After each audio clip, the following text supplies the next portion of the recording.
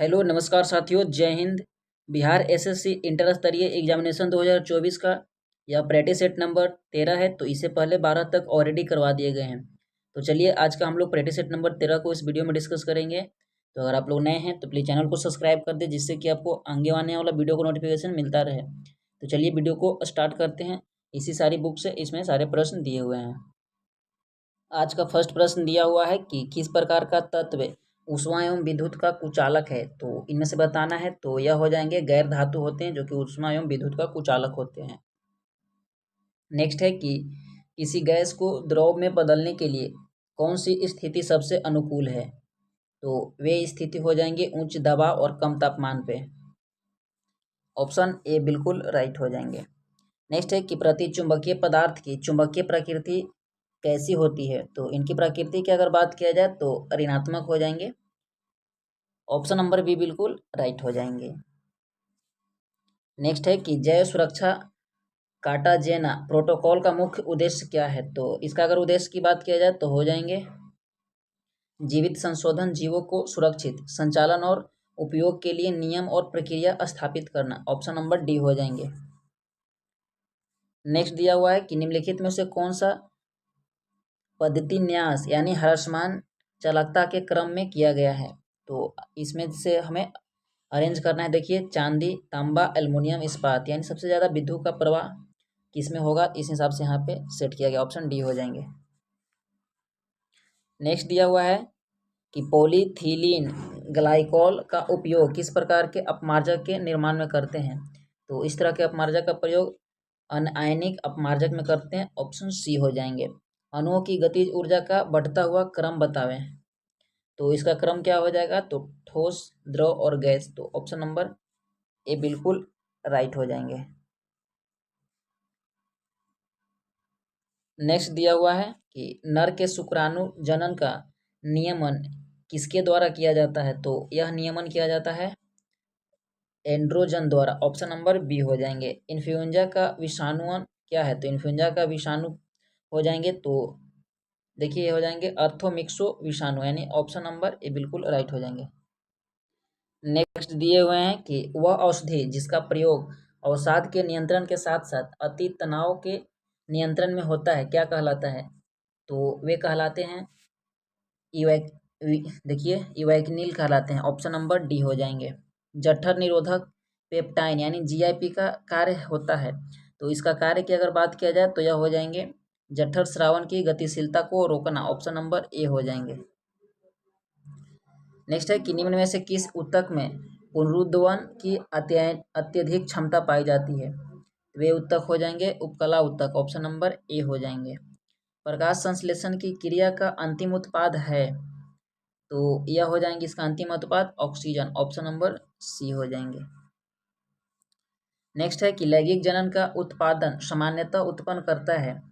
तो क्या उत्पन्न करते हैं, तो नर नए अनुवांशिक युग्म जिसमें विभिन्नताएं आती है, यानी ऑप्शन सी हो जाएंगे।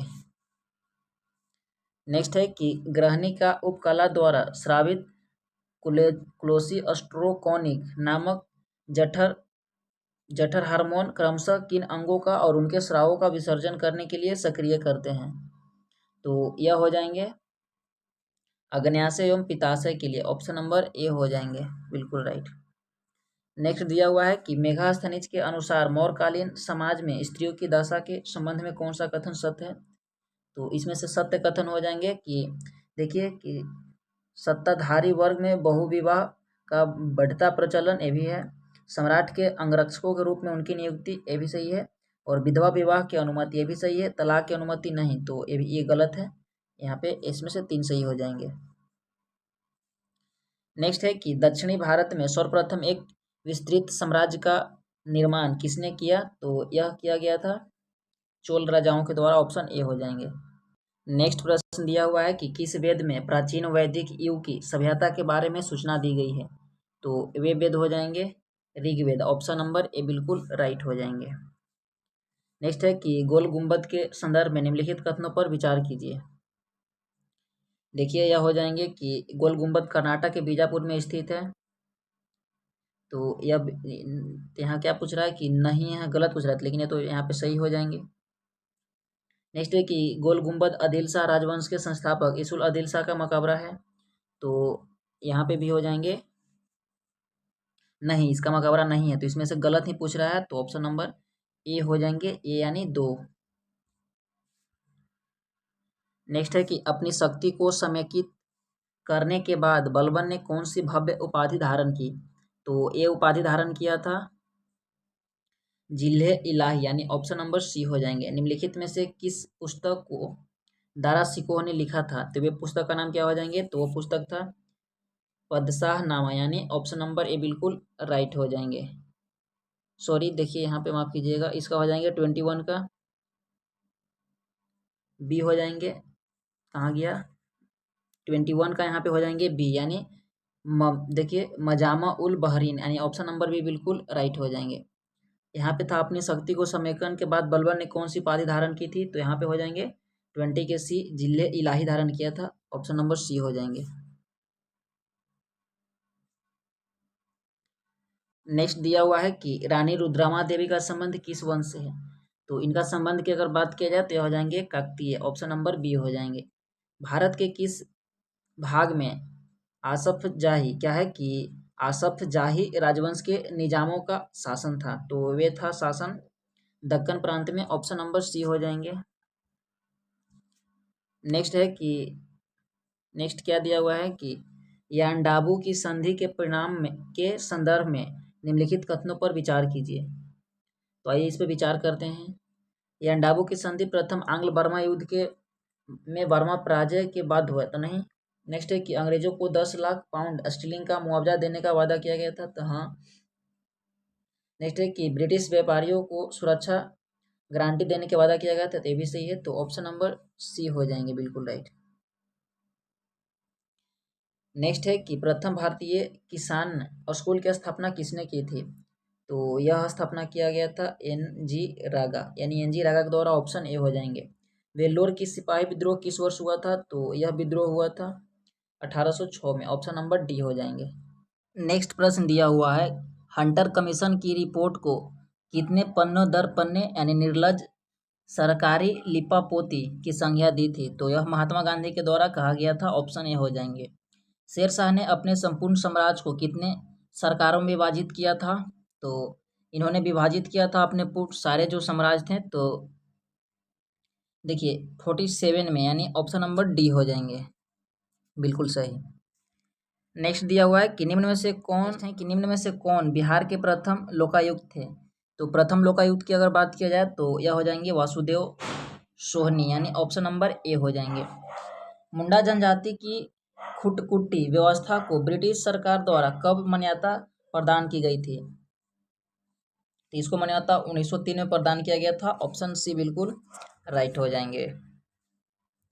नेक्स्ट है कि निम्नलिखित उच्चावाच्य यानी आकृतियों पर ध्यान दीजिए और इसको क्रम में पश्चिम से पूर्व की ओर बढ़ते हुए क्रम में बताइए, तो आइए इसे एक बार हम लोग बताते हैं।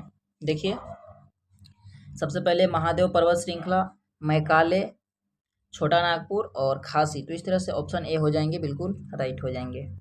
नेक्स्ट है कि क्षोभ सीमा के संबंध में निम्नलिखित में से कौन सा कथन सत्य नहीं है, तो यहाँ पे नहीं का जिक्र किया हुआ है, तो यह क्षोभ मंडल और ओजोन मंडल के अलग करता है, तो नहीं, ऑप्शन ए बिल्कुल राइट हो जाएंगे। नेक्स्ट दिया हुआ है कि निम्नलिखित द्वीपों को उनके क्षेत्रफल के अनुसार अवरोही क्रम में लगाएं, तो आइए इसे एक बार अवरोही क्रम में लगाते हैं। ग्रीनलैंड, न्यू गिनी, बोर्नियो और मेडागास्कर, तो सही दिया हुआ है, ऑप्शन नंबर सी हो जाएंगे।